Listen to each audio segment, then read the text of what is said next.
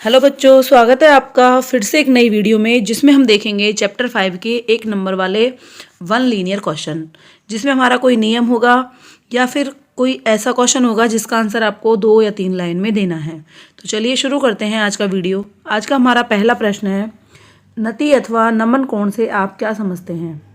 तो इसका आंसर देखिए, इसका आंसर होगा किसी स्थान पर चुंबकीय याम्योत्तर में स्वतंत्रता पूर्वक लटकी हुई चुंबकीय सुई की अक्ष द्वारा क्षैतिज दिशा से बनाया गया कोण उस स्थान पर नति या नमन कोण कहलाता है। ठीक, यानी कि हमको चुंबकीय सुई को किस में लटकाना है, चुंबकीय याम्योत्तर में। तब जो चुंबकीय सुई है वह क्षैतिज दिशा से जो कोण बनाएगी वही हमारा क्या कहलाएगा, नमन या नति कोण। ठीक, इसको हम किससे लिखते हैं, डेल्टा से प्रदर्शित करते हैं। और ये भी इंपॉर्टेंट है कि ध्रुवों पर नति कोण का मान कितना होता है, तो 90 डिग्री होता है। और विषुवत रेखा या भूमध्य रेखा पर नति कोण का मान कितना होता है, 0 डिग्री। ठीक, ध्रुवों से मतलब यहाँ दोनों ध्रुव आ जाएंगे आपके, साउथ और नॉर्थ। ठीक, और विषुवत रेखा का मतलब क्या होता है, भूमध्य रेखा भी होता है। तो ध्यान रखेंगे, विषुवत रेखा पर 0 डिग्री और ध्रुवों पर 90 डिग्री। नेक्स्ट है question number second. Question number second है हमारा, दिक्पात कोण किसे कहते हैं। ठीक, देखिए आंसर क्या है इसका, पृथ्वी तल के किसी स्थान पर चुंबकीय याम्योत्तर और भौगोलिक याम्योत्तर के बीच जो कोण बनेगा वह कहलाएगा हमारा दिक्पात कोण। सीधी सी परिभाषा है, चुंबकीय याम्योत्तर और भौगोलिक याम्योत्तर के बीच बनने वाला कोण दिक्पात कोण कहलाता है। ठीक है, नेक्स्ट है क्वेश्चन नंबर 3। क्वेश्चन नंबर 3 है हमारा, पृथ्वी के चुंबकीय क्षेत्र के क्षैतिज घटक की परिभाषा लिखिए। आंसर देखिए, इसका आंसर है किसी स्थान पर चुंबकीय याम्योत्तर में कार्य करने वाले पृथ्वी के चुंबकीय क्षेत्र का जो घटक क्षैतिज दिशा में कार्य करता है वह पृथ्वी के चुंबकीय क्षेत्र का क्षैतिज घटक कहलाता है। यानी कि चुंबकीय याम्योत्तर में जब आपकी चुंबकीय सुई लटकी रहेगी तब चुंबकीय क्षेत्र का क्षैतिज दिशा में जो घटक होगा वो हमारा ही पृथ्वी के चुंबकीय क्षेत्र का क्या कहलाएगा, क्षैतिज घटक। और क्षैतिज घटक को लिखते हैं हम बी कॉस थीटा से। किससे लिखते हैं, बी कॉस थीटा। ठीक है, नेक्स्ट है क्वेश्चन नंबर 4। क्वेश्चन नंबर 4 है हमारा, चुंबकीय याम्योत्तर की परिभाषा दीजिए। चुंबकीय याम्योत्तर की क्या बतानी है, हमको परिभाषा बतानी है। तो चुंबकीय याम्योत्तर की परिभाषा है, किसी स्थान पर अपने गुरुत्व केंद्र से स्वतंत्रता पूर्वक लटके हुए चुंबक की अक्ष से गुजरने वाला ऊर्ध्वाधर तल क्या कहलाता है, हमारा चुंबकीय याम्योत्तर। ठीक है, तो चुंबकीय याम्योत्तर की परिभाषा इंपॉर्टेंट है, कई बार पूछी गई है। याद रखेंगे कि चुंबक की अक्ष से जो तल गुजरेगा वो कहलाएगा हमारा चुंबकीय याम्योत्तर। नेक्स्ट है क्वेश्चन नंबर 5। क्वेश्चन नंबर 5 है, भौगोलिक याम्योत्तर की परिभाषा दीजिए। भौगोलिक याम्योत्तर में क्या होगा, पृथ्वी के जो भौगोलिक उत्तरी और दक्षिणी ध्रुव होते हैं, किसके, पृथ्वी के भौगोलिक उत्तरी और दक्षिणी ध्रुव, उनको मिलाने वाली जो रेखा होगी उनमें से जो तल गुजरेगा ऊर्ध्वाधर उसे कहेंगे हम भौगोलिक याम्योत्तर। ठीक है, तो भौगोलिक याम्योत्तर में तो पृथ्वी के भौगोलिक उत्तरी ध्रुव और दक्षिणी ध्रुव होंगे और चुंबकीय याम्योत्तर में चुंबक के होंगे। ठीक है, तो इस तरह से भौगोलिक याम्योत्तर और चुंबकीय याम्योत्तर दोनों की परिभाषा आप एक साथ याद कर सकते हैं। नेक्स्ट है प्रश्न नंबर 6। छठा प्रश्न है हमारा, इंपॉर्टेंट है, कई बार पूछा गया है, चुंबकत्व संबंधी गाउस के नियमों का उल्लेख कीजिए। तो चुंबक संबंधी गाउस का नियम क्या है हमारा, कि चुंबकीय क्षेत्र में बंद पृष्ठ से निर्गत नेट चुंबकीय फ्लक्स सदैव शून्य होता है। ठीक है, कैसे याद रखेंगे, फ्लक्स क्या होता है, चुंबकीय flux integration B D A, यही होता है। इसको हम किससे लिखते हैं, फाई बी से। ये हमारा कहलाता है चुंबकीय फ्लक्स। तो चुंबकीय फ्लक्स का मान सदैव क्या होता है, 0। ठीक, तो ये हमारा हो गया चुंबकत्व संबंधी गाउस का नियम। वापस देखो, चुंबकीय क्षेत्र में बंद पृष्ठ से निर्गत नेट चुंबकीय फ्लक्स सदैव 0 होता है। ठीक, और इसका अगर आप मैथमेटिकल रूप लिखोगे तो समाकलन बी डॉट डी ए बराबर 5 ही होता है और ये सदैव क्या होगा, हमारा 0 होगा। नेक्स्ट है हमारा प्रश्न नंबर 7। प्रश्न नंबर 7 है हमारा, पृथ्वी को चुंबकीय द्विध्रुव मानने पर इसका दक्षिणी ध्रुव कहाँ स्थित होगा। तो अगर हम पृथ्वी को क्या माने, चुंबकीय द्विध्रुव, तो इसका दक्षिणी ध्रुव सदैव किस में होगा, उत्तरी गोलार्ध में। तो उत्तरी ध्रुव कहाँ होगा, फिर उत्तरी ध्रुव कहाँ हो जाएगा, दक्षिणी गोलार्ध में। ठीक है, तो ध्यान रखना है, यदि पृथ्वी को चुंबकीय द्विध्रुव मान रहे हैं तो इसका दक्षिणी ध्रुव उत्तरी गोलार्ध में होगा और उत्तरी ध्रुव दक्षिणी गोलार्ध में। नेक्स्ट है प्रश्न नंबर 8। प्रश्न नंबर 8 है हमारा, निम्न में से कौन से पदार्थ प्रतिचुंबकीय हैं? आपको 4 पदार्थ दिए गए, इनमें से छांटने हैं कि कौन सा आपका प्रतिचुंबकीय है। बिस्मिथ, पारा, कोबाल्ट और एल्यूमिनियम। ठीक है, तो इसका आंसर है हमारा बिस्मिथ और पारा। बिस्मिथ और पारा क्या है हमारे? प्रतिचुंबकीय। ठीक, तो ये दोनों ध्यान रखने हैं, बिस्मिथ और पारा दोनों ही कैसा व्यवहार करते हैं? प्रतिचुंबकीय पदार्थ की तरह। नेक्स्ट है क्वेश्चन नंबर 9। प्रश्न नंबर 9 है हमारा, प्राकृतिक चुंबक क्या होता है? ठीक, तो सीधा सा आंसर है मैग्नेटाइट जो होता है, लोहे का एस का ये Fe3O4, इसको ही हम क्या कहते हैं? प्राकृतिक चुंबक। नेक्स्ट है प्रश्न नंबर 10। प्रश्न नंबर 10 है हमारा, छड़ चुंबक की प्रभावी लंबाई से क्या तात्पर्य है? ठीक, तो देखो जो छड़ चुंबक होती है हमारी वो इस तरह से बनी होती है। ठीक, आपने देखा होगा, आप थोड़ी दूरी पर एन और एस बनाते हो, जैसे मैं यहाँ एन लिख देती हूँ, यहाँ एस, तो इसके बीच की जो दूरी है वो हमारी क्या होती है? प्रभावी लंबाई।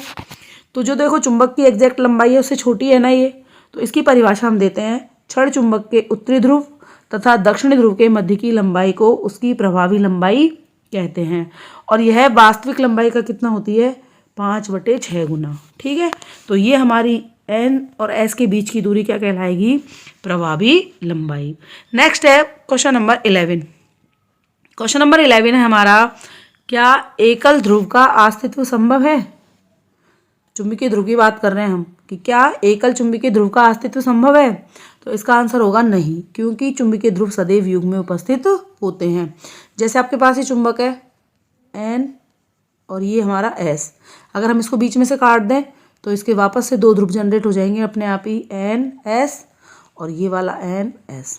ठीक, अगर मान लो ये चुंबक है, अगर मैं इसको इस तरह से काटती हूँ तो भी एन एस और एन एस। ठीक है, तो अगर आप चुंबक को कैसे भी काटो, तोड़ो फोड़ो, सदैव उसके दोनों युग्म होंगे, तो इसलिए एकल ध्रुव का अस्तित्व नहीं है।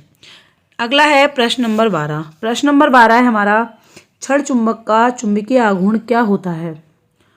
छड़ चुंबक का चुंबकीय आघूर्ण क्या होता है? तो इसका उत्तर देखिए, ध्रुव प्रबलता m व प्रभावकारी लंबाई 2l का गुणनफल क्या कहलाता है? चुंबकीय आघूर्ण कहलाता है। और ये इसका हम फॉर्मूला देते हैं।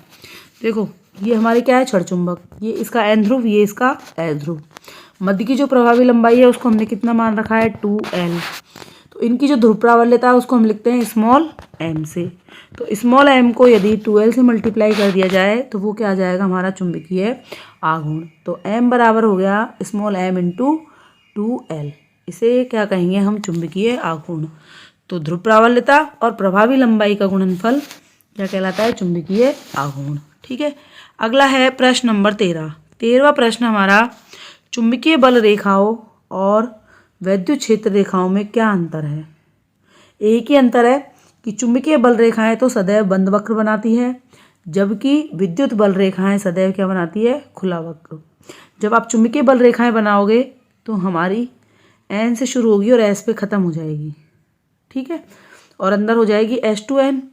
जबकि आप विद्युत क्षेत्र रेखाएं बनाते हो तो एकल आवेश के कारण बना रहे हो, मान लो प्लस क्यू के कारण, तो बाहर की तरफ बनती है ना। तो ये तो क्या होती है? खुले वक्र के रूप में, और जो चुंबकीय बल रेखाएं होती है वो सदैव बंद वक्र के रूप में होती है। अगला है प्रश्न नंबर 14। 14वां प्रश्न हमारा, छड़ चुंबक को चुंबकीय क्षेत्र में रखने पर उस पर कुल कितना बल तथा बलाघूर्ण लगता है? छड़ चुंबक है, ठीक है, इसको किस में रखना है? चुंबकीय क्षेत्र में। तो जितना बल इस पे लगेगा उतना ही बल इसके कारण लगता है, इसलिए टोटल बल तो क्या हो जाता है? 0। ठीक, लेकिन बलाघूर्ण कार्य करता है और बलाघूर्ण का मान होता है mb sin थीटा। ठीक, एक समान चुंबकीय क्षेत्र की बात हो रही है, अगर असमान चुंबकीय क्षेत्र होगा तो बल भी 0 नहीं होगा। ठीक है, तो समान चुंबकीय क्षेत्र में यदि आप छड़ चुंबक को रखोगे तो कुल बल लगेगा उस पर 0 और बलाघूर्ण लगेगा mb sin थीटा। ठीक है, अगला है प्रश्न नंबर 15। इंपॉर्टेंट प्रश्न है, कई बार पूछा गया है। 15वां प्रश्न हमारा, क्यूरी ताप किसे कहते हैं? क्यूरी ताप किसे कहते हैं? टीसी से रिप्रेजेंट करते हैं इसको। इसकी क्या बतानी है हमको? परिभाषा। तो देखो इसकी परिभाषा क्या है, जब किसी लोह चुंबकीय पदार्थ को गर्म किया जाता है तो एक ऐसा ताप आता है जब उसका लोह चुंबकत्व अनुचुंबकत्व में बदल जाता है, और इसी ताप को क्या कहेंगे हम? क्यूरी ताप। सीधी सी परिभाषा लिखी है हमने, इसका मतलब लोह चुंबकीय पदार्थ किस में बदल रहा है? अनुचुंबकीय पदार्थ में। तो हम ये कह सकते हैं कि वह ताप जिस पर लोह चुंबकीय पदार्थ अनुचुंबकीय पदार्थ में बदल जाए, क्यूरी ताप कहलाएगा। ठीक है, इसको रिप्रेजेंट करते हैं हम TC से, और लोहे के लिए इसकी मान होता है 770 डिग्री सेल्सियस और निकिल के लिए होता है 358 डिग्री सेल्सियस। इंपॉर्टेंट है, याद रखना है, कई बार पूछा गया है लोहे के लिए क्यूरी ताप का मान बताइए। तो क्यूरी ताप का मान है लोहे के लिए 770 डिग्री सेल्सियस और निकिल के लिए है 358 डिग्री सेल्सियस। नेक्स्ट है प्रश्न नंबर 16। 16वां प्रश्न हमारा, ये भी बहुत इंपॉर्टेंट है, कई बार पूछ लिया है आपसे, क्यूरी का नियम लिखिए। ठीक, तो देखो हमारे पास दो नियम है, एक तो क्यूरी का नियम है और एक नियम है आपके पास क्यूरी वाइस का नियम। ठीक, दोनों में अंतर है। क्यूरी का नियम दिया गया था अनुचुंबकीय पदार्थों के लिए, और जो क्यूरी वाइस का नियम है वो दिया गया था हमारा प्रतिचुंबकीय पदार्थों के लिए। ठीक, तो क्यूरी का नियम लिख रहे हैं हम पहले, तो यह किसके लिए दिया गया था? अनुचुंबकीय पदार्थों के लिए दिया जाता है। और इसके अनुसार क्या होता है, अनुचुंबकीय पदार्थों की जो चुंबकीय प्रवृत्ति होती है वो हमारी परम ताप के व्युत्क्रमानुपाती होती है। यानी कि हम क्या लिखेंगे, जाई समानुपाती 1/T।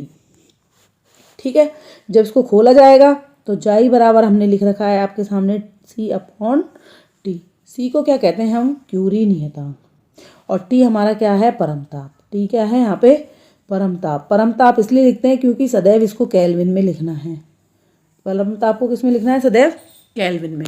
तो अनुचुंबकीय पदार्थों की चुंबकीय प्रवृत्ति परम ताप के व्युत्क्रमानुपाती होती है। ये हमारा क्या है? क्यूरी का नियम। नेक्स्ट है प्रश्न नंबर 17। 17वां प्रश्न है हमारा, क्यूरी वाइस का नियम लिखिए। किसका नियम लिखिए? क्यूरी वाइस का नियम। तो क्यूरी वाइस का नियम किसके लिए दिया गया है? लोह चुंबकीय पदार्थों के लिए। और इसके अनुसार क्या होता है कि जो लोह चुंबकीय पदार्थों की चुंबकीय प्रवृत्ति होती है उसे हम लिखते हैं 1/T - TC। यानी परम ताप में से क्यूरी ताप को माइनस करेंगे तब हमारी चुंबकीय प्रवृत्ति उस ताप के अंतर के क्या आएगी? समानुपाती। तो जाई E बराबर आता है 1/T - TC। T हमारा परम ताप है और TC हमारा क्या है? क्यूरी ताप। तो ये जो लिखा है हमने, ये समीकरण किसको रिप्रेजेंट करती है? क्यूरी वाइस के नियम को। नेक्स्ट है प्रश्न नंबर 18। 18वां प्रश्न हमारा, भूचुंबकत्व के अवयवों के नाम लिखिए। तो भूचुंबकत्व के 3 अवयव है। पहला है दिक्पात कोण, दूसरा है नमन कोण और तीसरा है चुंबकीय क्षेत्र का क्षैतिज घटक। ठीक है, तीनों की परिभाषा हम पहले देख चुके हैं। परिभाषा भी पूछता है वो कई बार, और कई बार केवल अवयवों के नाम पूछता है। तो तीनों अवयव याद रखने हैं, दिक्पात कोण, नमन कोण और चुंबकीय क्षेत्र का क्षैतिज घटक। अगला है हमारा प्रश्न नंबर 19। 19वां प्रश्न है, चुंबकीय प्रवृत्ति को परिभाषित कीजिए। इसको हम लिखते हैं जाई M से, या जाई से भी लिख सकते हैं। और ये क्या होती है? किसी पदार्थ में उत्पन्न चुंबकन तीव्रता I और चुंबकन क्षेत्र H के अनुपात को पदार्थ की क्या कहा जाता है? चुंबकीय प्रवृत्ति। तो जाई M बराबर I/H। I क्या है? चुंबकन तीव्रता, और H क्या है? चुंबकीय क्षेत्र। ठीक है, तो दोनों के मात्रक सेम होते हैं, इसलिए जो जाई आएगी वो हमारी कैसी राशि आएगी? विमाहीन। कैसी राशि आएगी? विमाहीन। और विमाहीन है और मात्रक विहीन है, तो मात्रक और विमाहीन दोनों ही हैं ये। तो जाई M है, चुंबकीय प्रवृत्ति याद रखना है।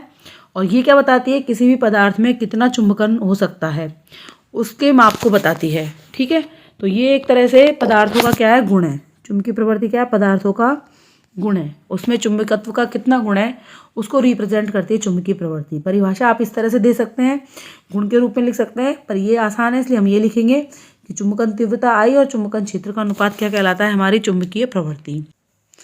अगला प्रश्न हमारा प्रश्न नंबर 20। 20वां प्रश्न हमारा, नर्म लोहे के लिए शैथिल्य वक्र या BH वक्र बनाइए। ठीक, तो देखो नर्म लोहे के लिए हम BH वक्र बना रहे हैं। हमने बाई अक्ष पे किसको ले रखा है? B को, और एक्स अक्ष पे किसको ले रखा है? H को। तुलना करने के लिए यहाँ स्टील का भी बनाया हुआ है। आपसे केवल नर्म लोहे का पूछेगा या स्टील का पूछेगा तो आप अलग अलग बनाएंगे, दोनों साथ बनाने की आवश्यकता नहीं है। तो देखो नर्म लोहे का अगर हम बनाएं तो हमको थोड़ा सा इसको पतला बनाना है वक्र को, इस तरह से। ठीक, तो ये हमारा किसका वक्र हो जाएगा? नर्म लोहे का। ठीक है, अगर आपको इसी में स्टील का बनाना है तो स्टील का थोड़ा बड़ा मोटा बनेगा इससे, इस तरह से। ठीक, तो इस तरह से हम दोनों को एक साथ बना सकते हैं। तो ये हमारे चैप्टर नंबर 5 के इंपॉर्टेंट क्वेश्चन हो गए। सारे इंपॉर्टेंट है, इन सबको आप अच्छे से याद करेंगे। फिर मिलते हैं अगली वीडियो में, तब तक के लिए टेक केयर, बाय बाय।